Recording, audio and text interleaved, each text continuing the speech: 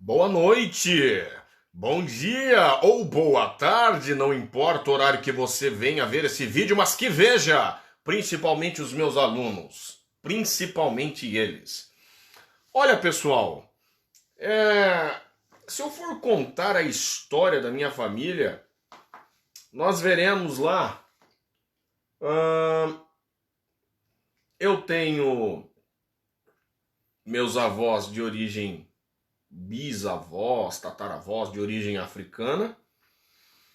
Tenho bisavós de origem italiana, né? Tanto da parte materna quanto da parte paterna. Falei paterna e materna, né? Dos dois lados. Espanhola também. E tenho os meus bisavós nativos indígenas. Isso falando dos ancestrais mais antigos. Aí você olha dentro de uma escala menor, de tempo, escala geográfica. Aí eu tenho o meu avô que sai lá do Pernambuco, migra para São Paulo na época de industrialização no estado de São Paulo, muito emprego.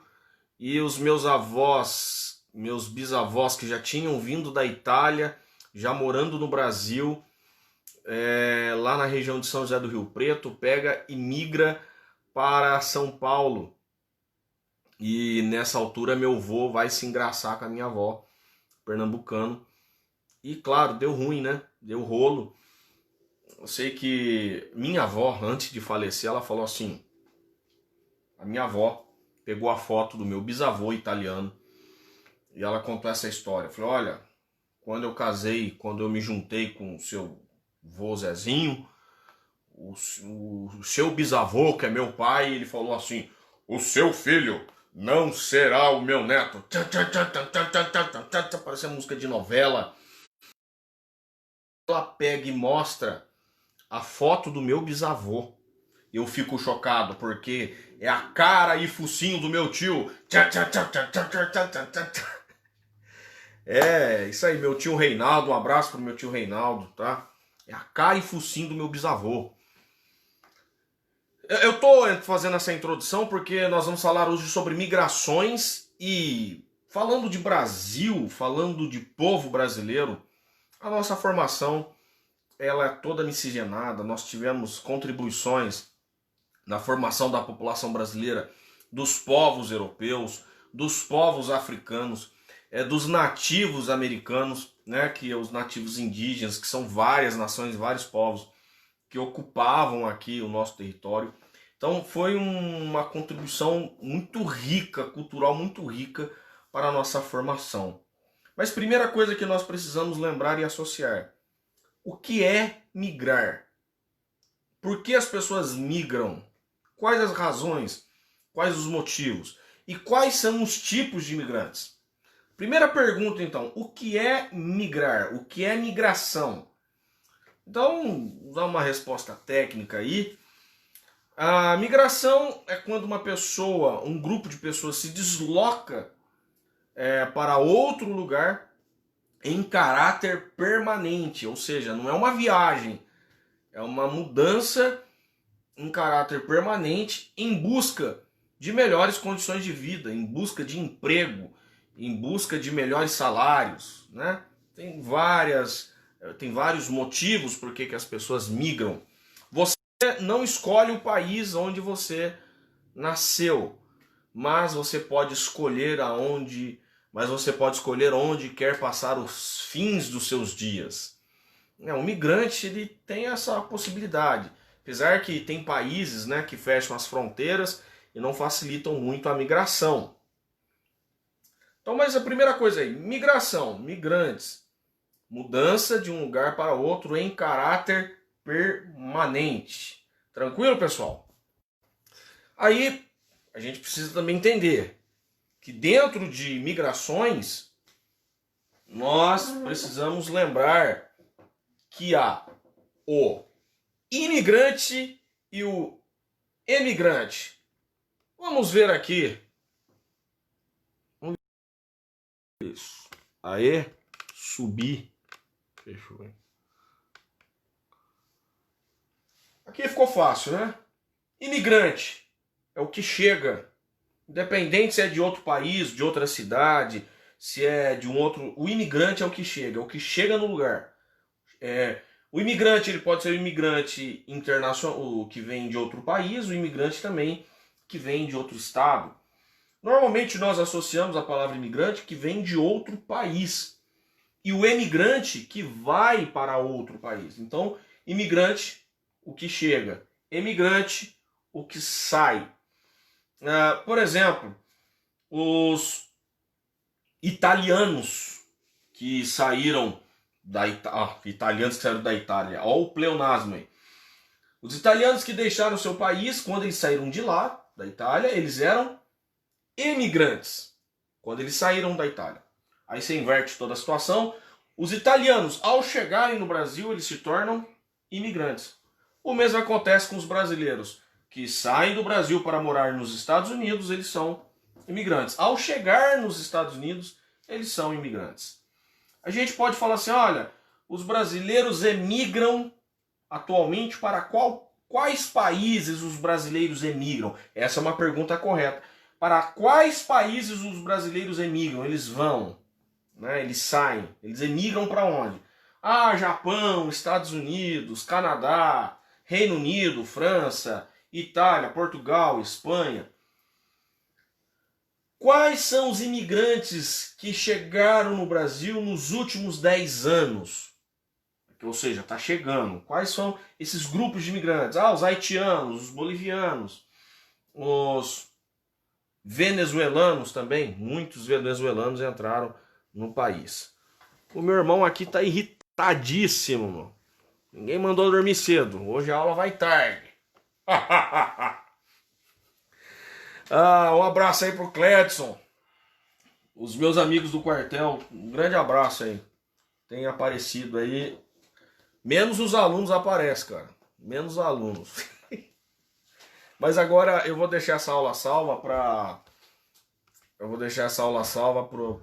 para eles verem no outro dia.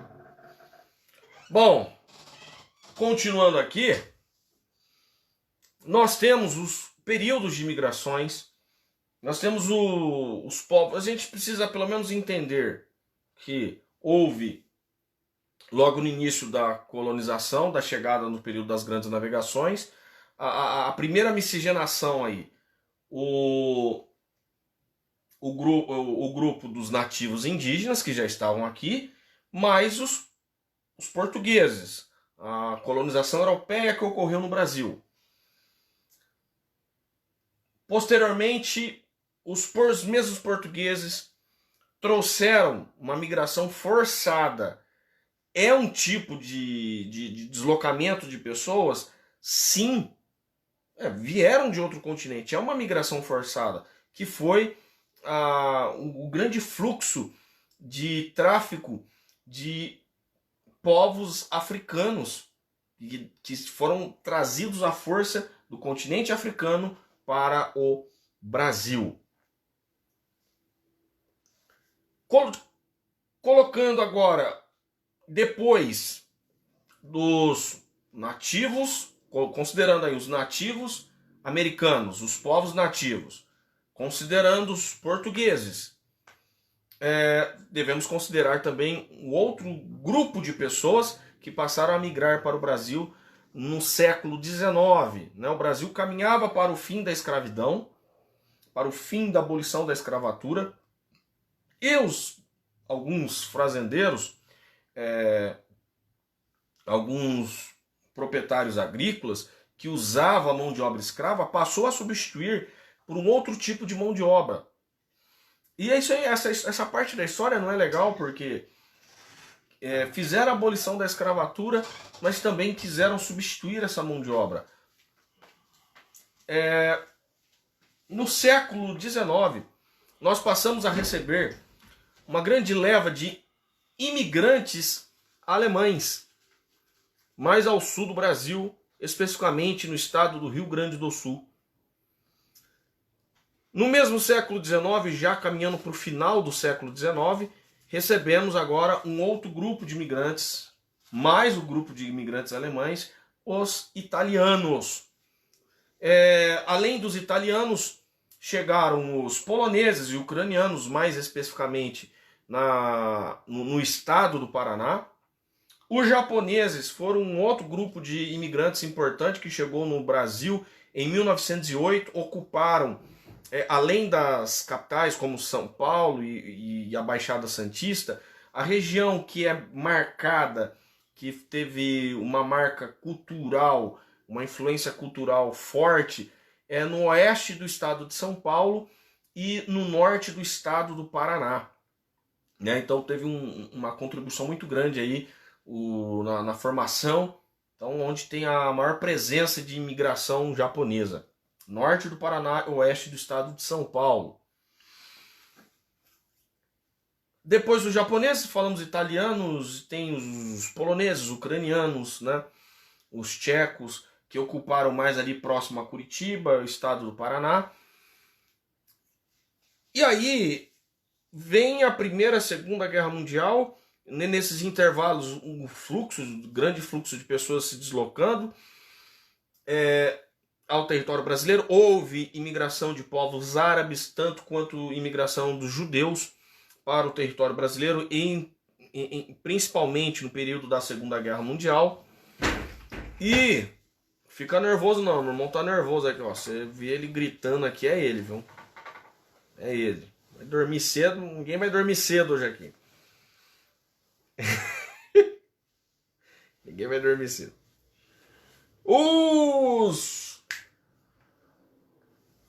Depois da Segunda Guerra Mundial, houve um momento na Europa em que Espanha e Portugal entraram em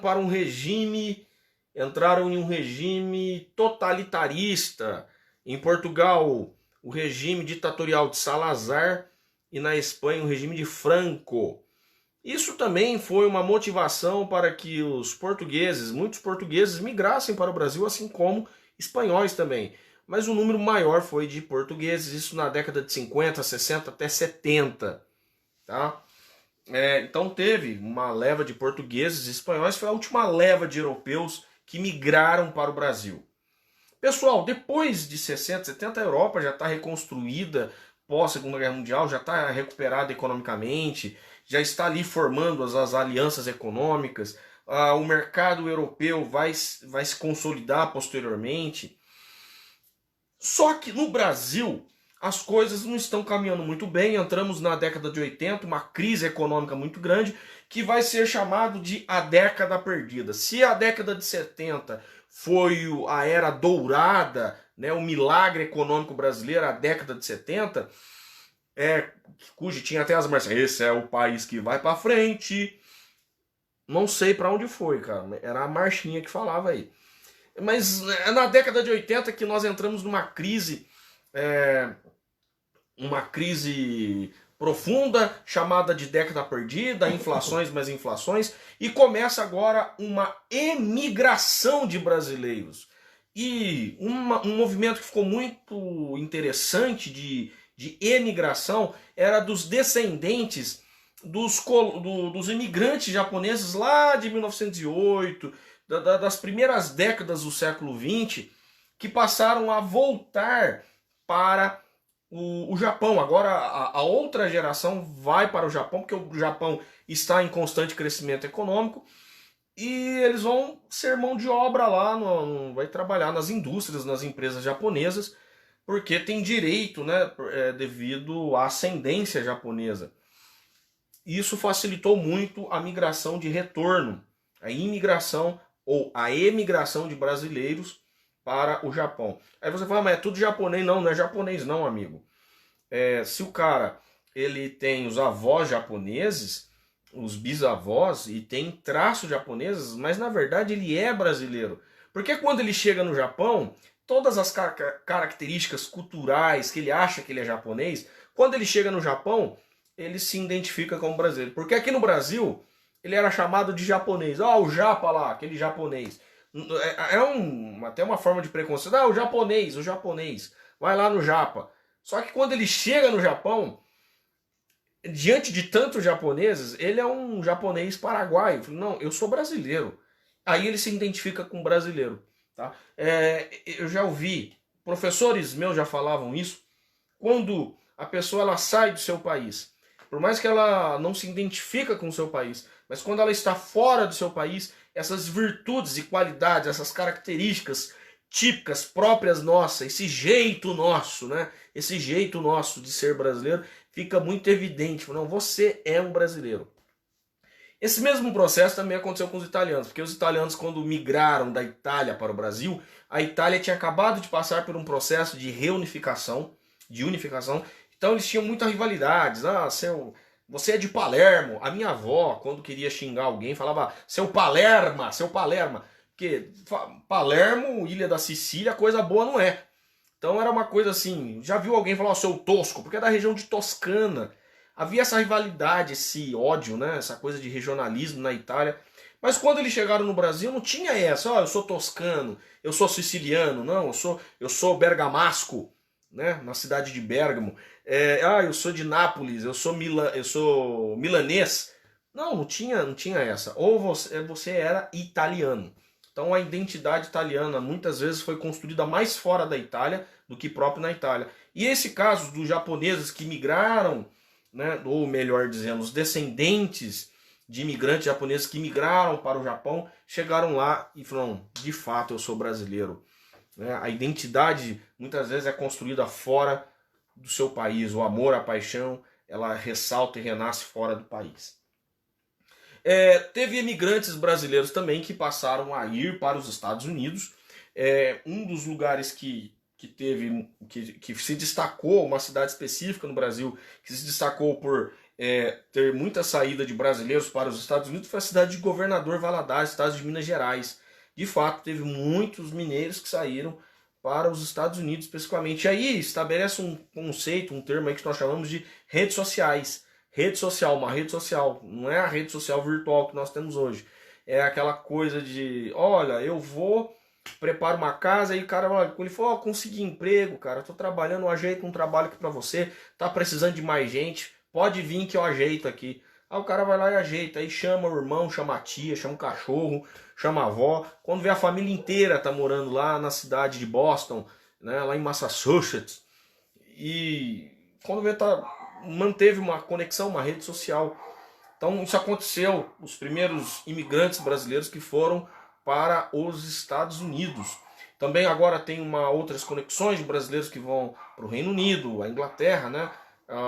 O Escócia, Gales, Reino Unido, entendeu, né? E para os países da Europa, como Itália, Alemanha. E tem a questão, claro, se eu falei dos japoneses, tem a questão dos descendentes dos imigrantes, de italianos, espanhóis, portugueses, alemães, que buscam a cidadania, né? Buscam a naturalização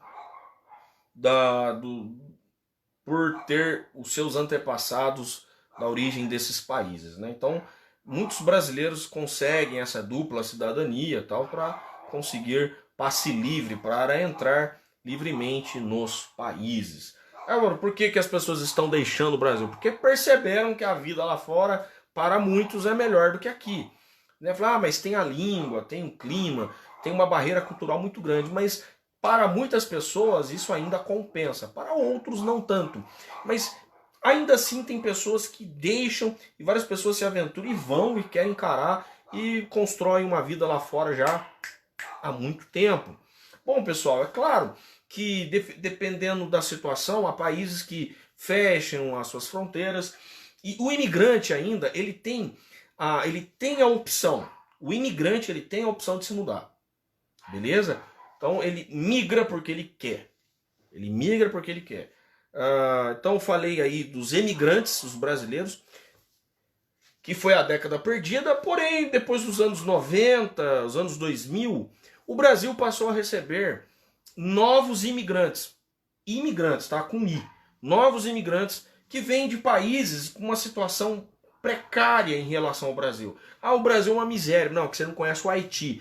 O Brasil é uma miséria, então vai lá na Venezuela. Então nós passamos a receber imigrantes de países subdesenvolvidos, países de situação precária. Ô professor, o Brasil não é subdesenvolvido. Não, o Brasil não é subdesenvolvido. o Brasil é um país em desenvolvimento, dentro do grupo dos países emergentes, que está entre as maiores economias do mundo, porém, nós ainda temos sérios problemas sociais, problemas de distribuição de renda, e a corrupção também não favorece muito essa questão aí na credibilidade, investimento para o crescimento e melhor qualidade de vida, né? Há muitos desvios de verba, de renda na área da educação, na área da saúde. Vejamos aí o que aconteceu nos últimos anos e o que ainda ocorre no nosso país. Então, há uma... Como eu posso dizer? Há uma corrupção, há um problema social, né? Ainda temos muitas desigualdades, porém ainda estamos entre as 10 maiores economias do mundo. Por isso nós somos um país em desenvolvimento, emergente, que um dia espera ser um país, quem sabe, né? Não sei se isso vai chegar um dia, país desenvolvido. Mas do jeito que está, acho que não. A gente vai continuar sempre em desenvolvimento, nunca desenvolvido.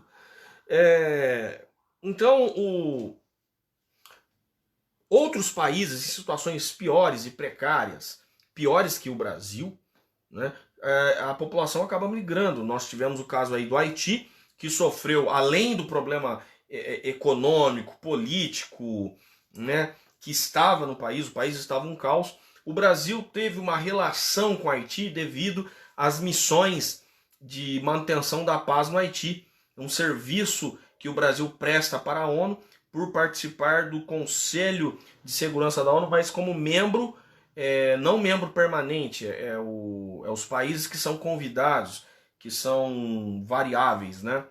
Que tem a cada ano, vai tendo um efetivo que vai mudando. E o Brasil, para pertencer, para prestar serviços à ONU, ele vai prestando serviços militares. E um desses foi no Haiti. Vários soldados brasileiros, né? Vários colegas foram lá, colegas que serviram comigo foram para o Haiti, tiveram essa honra de servir lá nesse país, então estabelece uma relação, uma conexão. Aí quando o país passa por um caos, que teve um tsunami, um terremoto que afetou o Haiti, o destino dessa população, olha, tem Estados Unidos mais ao norte, mas, bom, eu posso o Brasil. Né? Então houve uma conexão, uma rede de conexão entre Haiti e Brasil. Apesar que o Haiti, pessoal, está na América Central, lá no Mar do Caribe, tá? Numa mesma ilha que divide a fronteira com a República Dominicana. E mesmo assim eles vieram. Além do outro grupo de imigrantes que tinha muito, e uma presença muito forte, marcante, os bolivianos. E nos últimos anos nós tivemos um problema civil e social devido a causas políticas. Isso afetou a economia, que é o caso da Venezuela, em que houve um grande fluxo de imigrantes venezuelanos entrando no Brasil, atravessando a fronteira pelo estado de Roraima. Então esse foi o grupo que marcou, né, que marcaram aí o deslocamento de pessoas vindo de outros países para o Brasil, no caso, imigrantes. Bom, aí tem uma outra situação, e essa situação é a mais complicada, é quando a pessoa não tem opção, que se ela ficar, ela morre. Então, ou ela corre ou ela fica para morrer. Ou seja, a saída daquela pessoa, daquele lugar, daquele país, é questão de vida ou morte. Aí nós elevamos, não é mais imigrante nem imigrante. Aí ela já entra numa outra situação. É o fator de refugiado. Refugiado é a pessoa que precisa mudar de lugar, porque se ela não mudar, ela vai morrer. Conflitos de guerras, e por diversos fatores.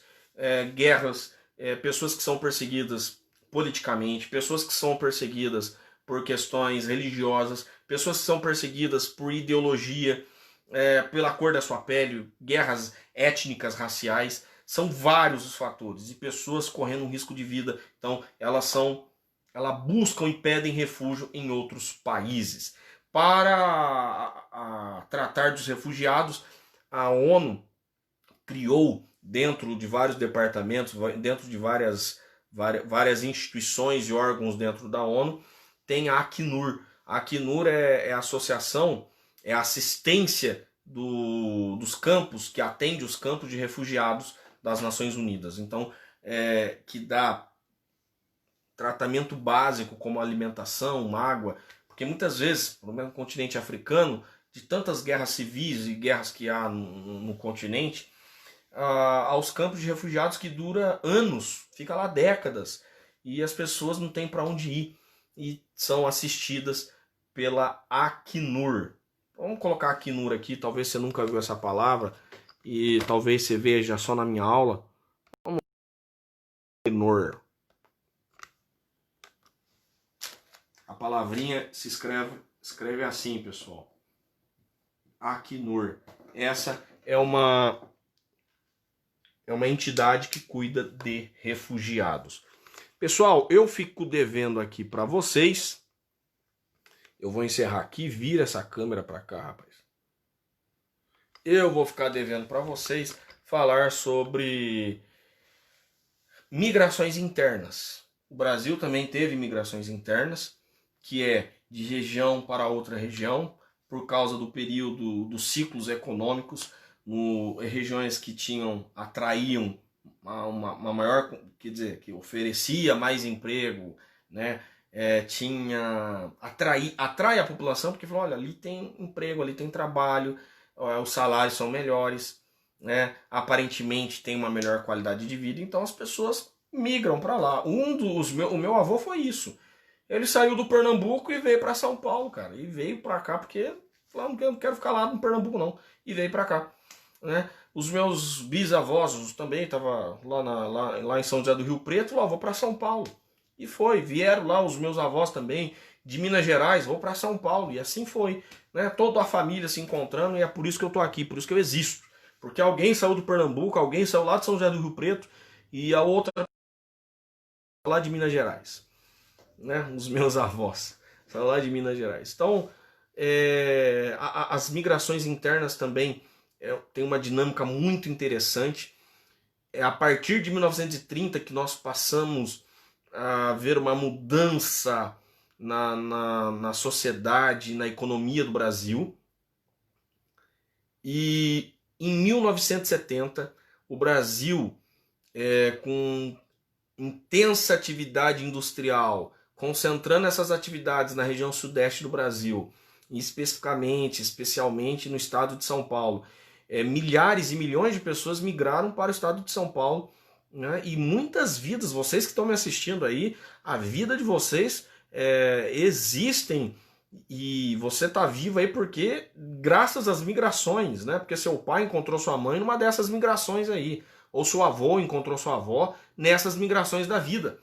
E aí assim é formado o estado de São Paulo, a população paulista, né? A história das famílias, dos nossos ancestrais, está tudo correlacionado a migrações. E dentro das migrações brasileiras, né, das migrações internas, nós precisamos associar também o êxodo rural, que também é uma outra característica. O que é o êxodo rural?